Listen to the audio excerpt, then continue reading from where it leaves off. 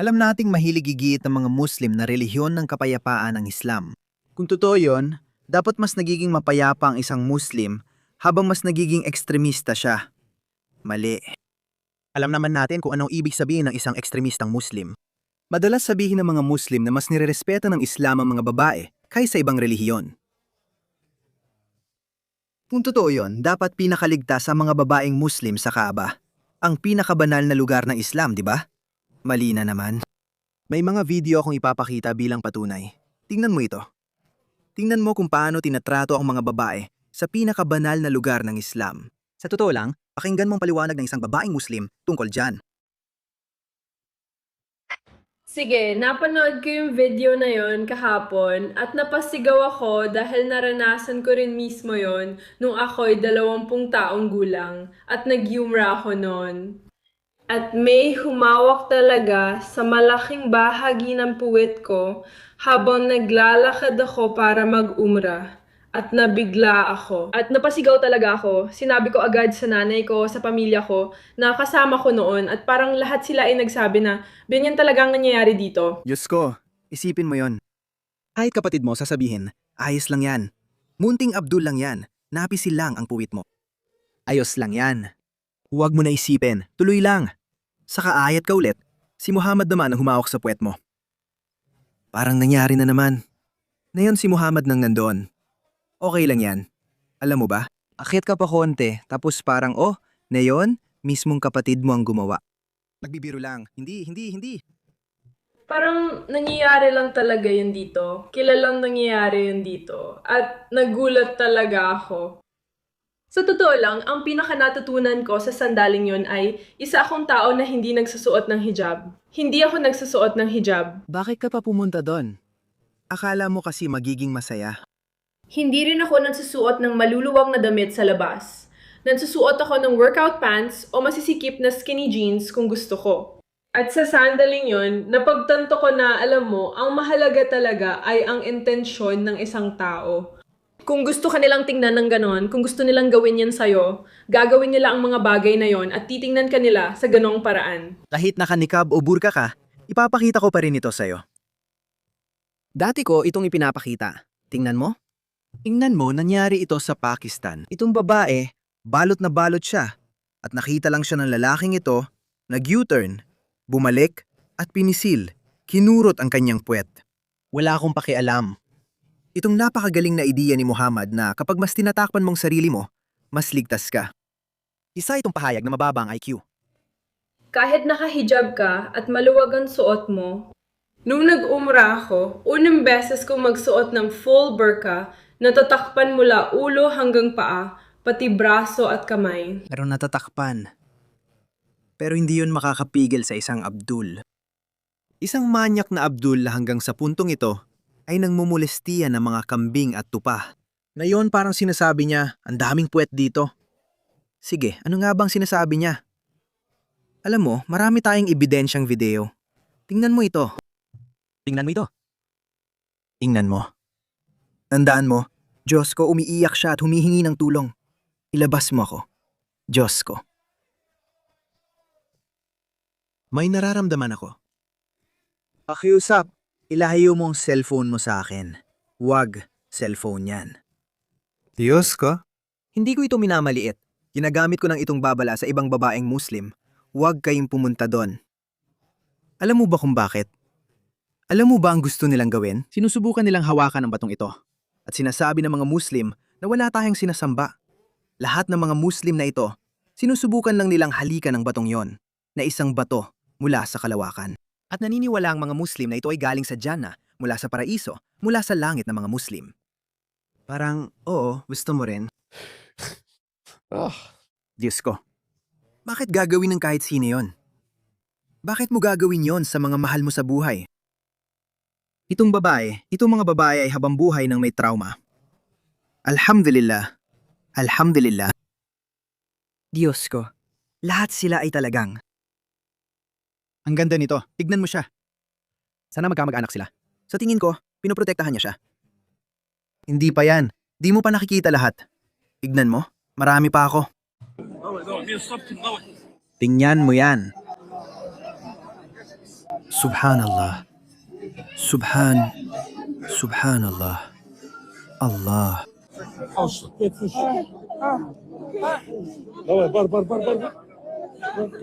Oh my god.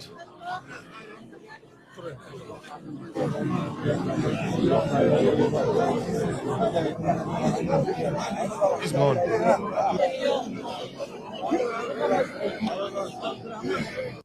Kahit pa kapatid mo o nanay mo yan, niyayakap mo pa rin siya mula sa likod.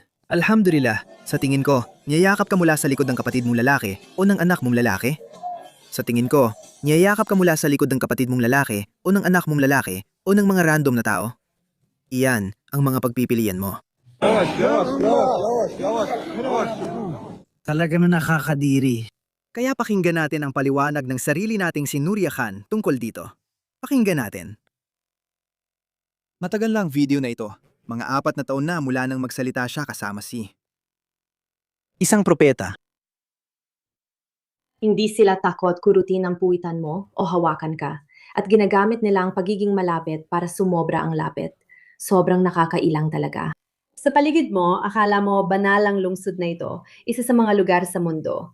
Pero may mas madidilim pang kwento.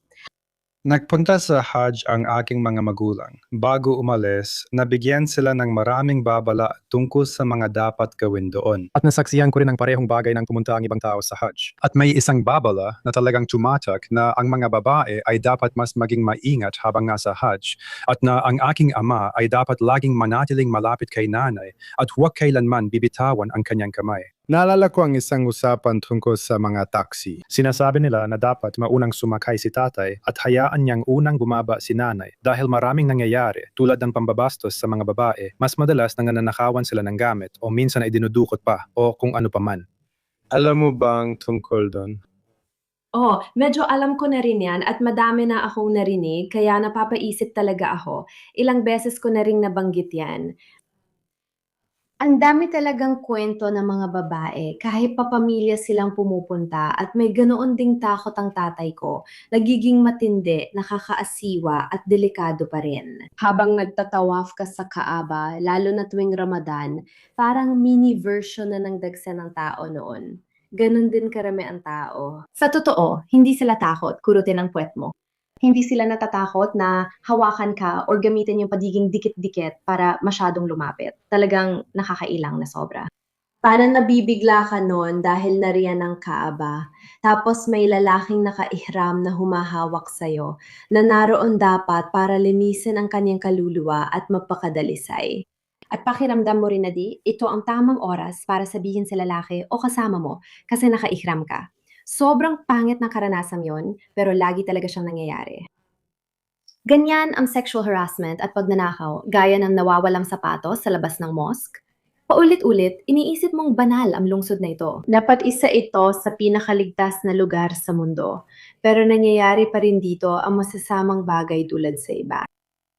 Mas marami pa. Nangyayari rin ito sa ibang bahagi ng Saudi Arabia. Marami akong alam na kwento ng mga babaeng galing Umrah at Hajj na may nakakatakot na karanasan na hindi pa nila nasasabi sa asawa o kasama nila. At syempre, tulad ng Alam mo, marami pa pala, alam mo. Hindi ko talaga ito naisip dati. Halos lahat ng pinsan kong babae o tita ko ay nakapag-Hajj o Umrah na kahit isang beses. Kahit isa lang, nakagawa na sila. At sa tingin ko, wala pang nagsalita tungkol dito sa pamilya namin. Kasi alam mo, lahat sila ay mga Pakistani, syempre. At pinag-uusapan nila ang mga ganitong bagay. At sobrang mahiyain nila. Dapat nilang sabihin sa mga mas batang anak na babae, uy, baka hindi ito sulit. Pero kailangan mo pa rin itong gawin, kahit minsan lang sa buhay mo. Nakakaawa talaga ito. Para lang mapasaya ang Diyos ninyo, pinapadala ninyo ang mga anak ninyong babae para sexual na abusuhin ng mga malilibog na Abdul. Mga Abdul mula Mogadishu, mula Kabul, kahit saan pa. Sino ba ang nakakaalam? may mas madidilim pang kwento na baka makasira talaga ng mood ng usapan na ito. Pero kahit isa sa mga guro ko ng high school ay nakaranas ng napakasamang karanasan kung saan siya ay nasa loob ng isang taxi. At yung lalaki ay biglang lumihis ng daan, dinala siya sa gitna ng disyerto, ginahasa siya at iniwan na lang doon. Nakabalik siya, pero nakita ko lang na pumunta siya sa paaralan para kunin ng gamit, tapos umalis na ng bansa. Hindi mo talaga maiisip ang maaaring nangyari. Masakit pa, tahimik siyang umalis ng bansa dahil alam niyang walang hustisya sa Saudi Arabia. At ganoon din, Kailangan niyo magdala ng 4 na saksi. Alam mo ba, malamang sa isang bansang kanluranin siya nagpunta. Sa mismong kanluran na kinamumuhian nila. Diyos ko. Paano mo mapipigil ang magalit dahil doon? marami nang sinasabi ang katotohanan kailangan pang may mapanagot Yun ko talaga. JP, dahil sinira mo ang mood doon. hindi. Ito ay mga bagay na kailangan sabihin. Sa tingin ko, dapat pa nga itong pag-usapan o talakayin ng hiwalay. Ito ay ibig kong sabihin, Muslim ako noong narinig ko ang mga ito, noong narinig ko ang mga kwento, noong narinig ko ang mga munting banggit tungkol sa mga bagay na ito o maliliit na babala ng ganung uri. At hindi ko pa nga ayun naintindihan noon. At iyon, pakiramdam ko hanggang sa umalis ako sa Islam, hindi ko pa nga napansin ko nga na yun, alam mo. Nakakagulat lang talaga noon kapag Muslim ka, kapag reliyoso ka, at pinahahalagaan mo ang mga bagay na ito, pinahalagaan mo ang mga lupain ng Arabia at pinahalagaan mo ang Kaaba at Mecca at Medina at lahat ng yon. Ito ang Islam. Hindi ba dapat pinabagsak na lang sila ni Allah noon din mismo? Kung totoo siya, malinaw na katang-isip lang siya. Parang binibigyan niya ng maraming karapatan ng mga babae. Pero di niya kayang gawin. Hindi nga niya maprotektahan ng mga babae sa sarili niyang bahay. Sa pinakabanal na lugar pa nga. Tara, magising na kayo mga babae. Nandyan din si J. Islam. Alam niyo ba na mas maraming karapatan ang binibigay ng Islam sa mga babae kaysa ibang relihiyon? Nakakatawang, inilalarawan. Mas maraming karapatan at mas maraming tusok ang. Isang ligtas na lugar na pwede mong puntahan para magkandungan. At pagkatapos ay maiisip mo, wow, sa banal na lugar na iyon, sa pinakabanal sa lahat, may mga lalaki sa lahat ng dako o ibang tao sa lahat ng dako na sinusubukang makisali. Sobrang sama ng pang-aabuso sa mga babae at pang-aabuso sa iba at sex at panghihipo at panggagahasa at pagnanakaw at lahat ng yon. Hindi ko nga maintindihan nun. Nang umalis ako sa Islam, doon ko lang naisip, teka, ano ba to? At sa kasamaang palad, na-i-internalize mo ito at iniisip mo, okay, babae lang ako at siguro kailangan ko lang tiisin ito. Alam mo, wala akong lakas ng loob sabihin sa tatay ko. Hindi ko nga kayang banggitin yon. Ano kaya ang iisipin at sasabihin niya? Pero syempre, na yon naiintindihan ko na. Pero nung panahong yon, totoo talagang iniisip mo na, okay, ito ay isang bagay na kailangan kong harapin bilang babae. Pero ito ay isang bagay na ako lang ang humaharap mag-isa. At dahil na, parang doble pa, 'di ba? Parang nandito rin ako sa isang pilgrimage. Nandito ako para mapalapit kay God. Parang kabaliktaran nito ng lahat. Nais ko sanang mapalapit kay Allah, pero kay Abdullah, ako napalapit. Ano ba talagang dapat kong pag-usapan dito? At oo, bilang isang babae, talagang ini-internalize mo ang mga ganitong bagay. Sa tingin ko, may mga taong talagang nanirahan sa Saudi Arabia. Kung mag-aaral ka sa international school, hanggang sa isang tiyak na baitang at hindi sa pilitan ang Islam. Dahil doon, kailangan mo talagang, syempre, matindi ang kagustuhan ng mga magulang ko na matutunan naming lahat ang Quran. Talagang magdala pa sila ng guro sa bahay. Pero maraming nakakatakot na kwento tungkol sa ginagawa ng mga lalaking ito kapag nagtuturo sila sa mga bata sa bahay. Hindi naman ako, pero babalik tayo sa usapan. Oo, dapat pag-usapan talaga ang mga bagay na ito at ang mga tao. Kung ayaw mo, iwan mo na lang ang Islam. Mas simple ang solusyon ko. Iwan mo ang Islam. Ngayon, pansinin mo kung paano alam ito ng lahat, pati ang mga eskolar ng Islam, at panuurin kung paano nila ito binabaliwala at pinapaliit ang issue. Si Sheikh Asim Al-Hakim ang nagsabing, bibigyan ka ng 3 opsyon kapag naging makapangyarihan ang mga Muslim. Tingnan mo ang taang ito. Pumunta at sakupin ang kalapit na bansa. Anong gagawin natin? Papatayin natin silang lahat. The Prophet says, the first thing you do is call them to Islam. If they refuse, then tell them Allah obliged upon you to pay taxation. In return, when enemy comes and attack your country, you don't fight.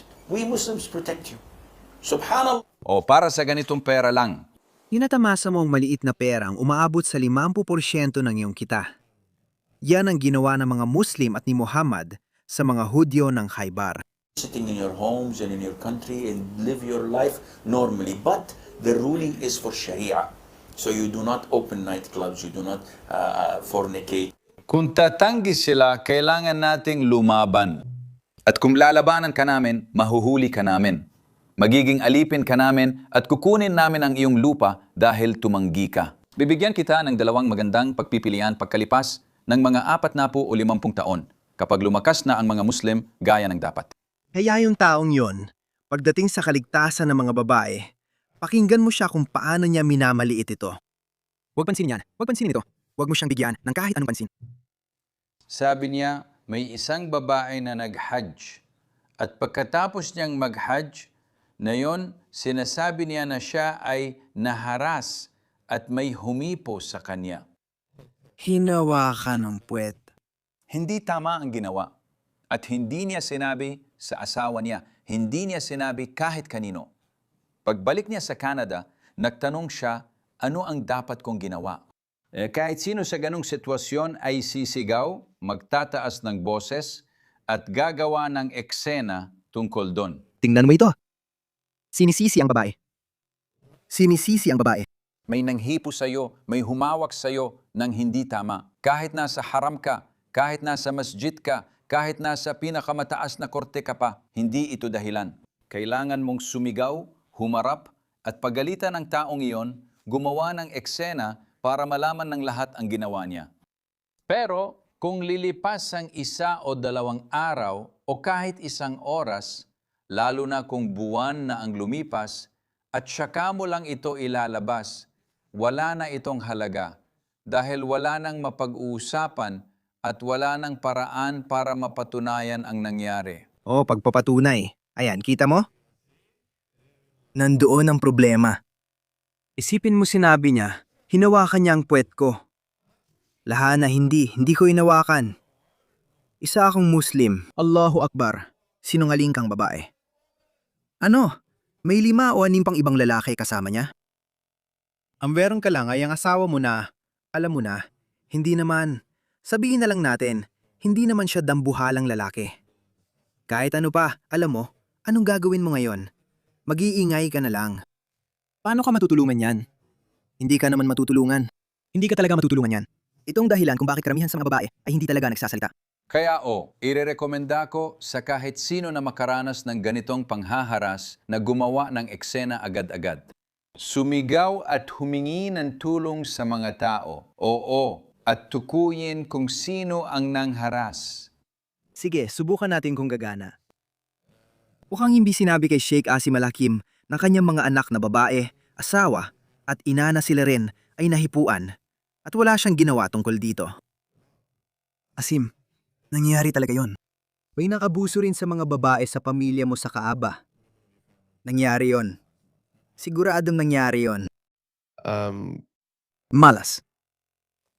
Tungkol sa panghiipo, naglabas ng bagong estadistika ang gobyerno ng Finland. Tingnan mo.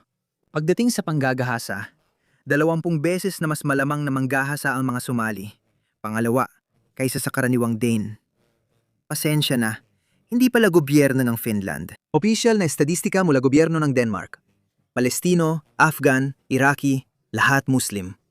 Kabilang dito ang panggagahasa at panghihipo, at Syrian ang nangunguna. At pagkatapos Myanmar, Afghanistan.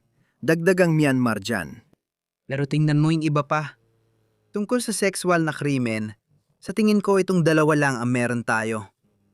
Lahat sila ay Muslim. Lahat sila ay Muslim. May kakaiba sa kanila.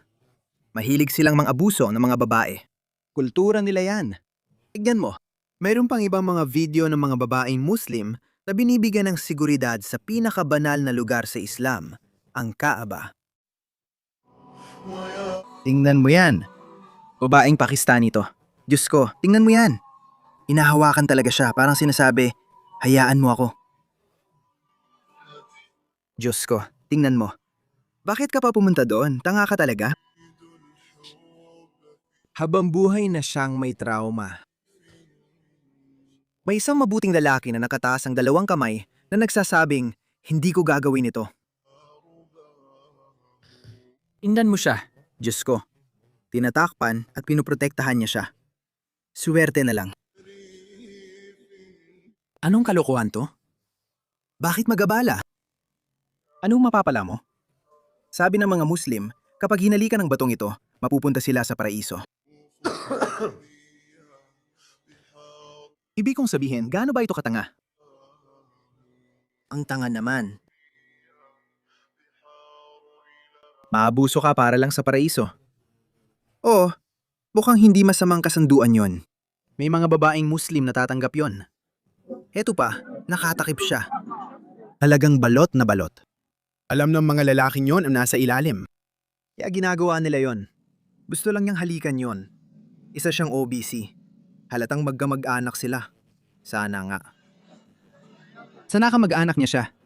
Diyos ko, ano ba ito? Bakit may magsusuot ng ganyan? Yung sense mo sa fashion. Kamag-anak ba niya siya? Umiyak na siya ngayon. Hindi. Umalis siya. Bakit ka pupunta ng mag-isa? Diyos ko, hindi. Sa tingin ko hindi sila magkamag-anak. Grabe. Ako isang ateista. Kaya ako ateista, mga kaibigan. Isa na naman ito. Tingnan ninyo ito. Oh, Pero nakangiti siya. Sa tingin ko, hindi siya.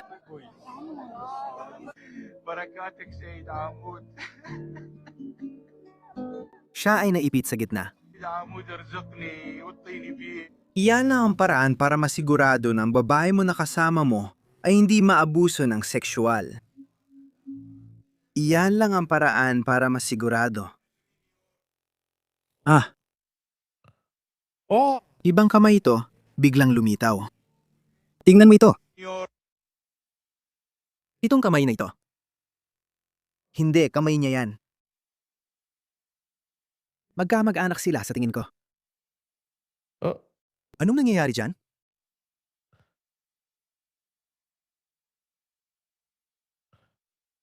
Sinakal at ibinagsak niya siya. Dito lang, kapatid. Kapatid mo ako. Anong ginagawa mo?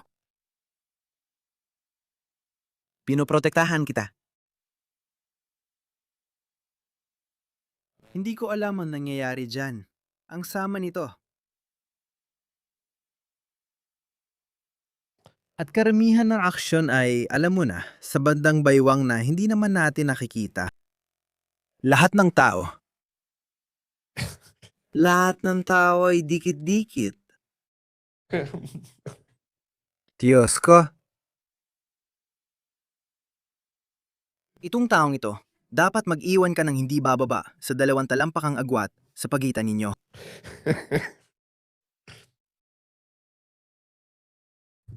Diyos ko. Grabe ito.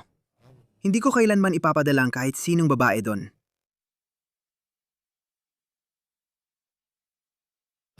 Ate, gusto mo bang mabus o gusto mo ba? Ang paraiso ay walang hanggan.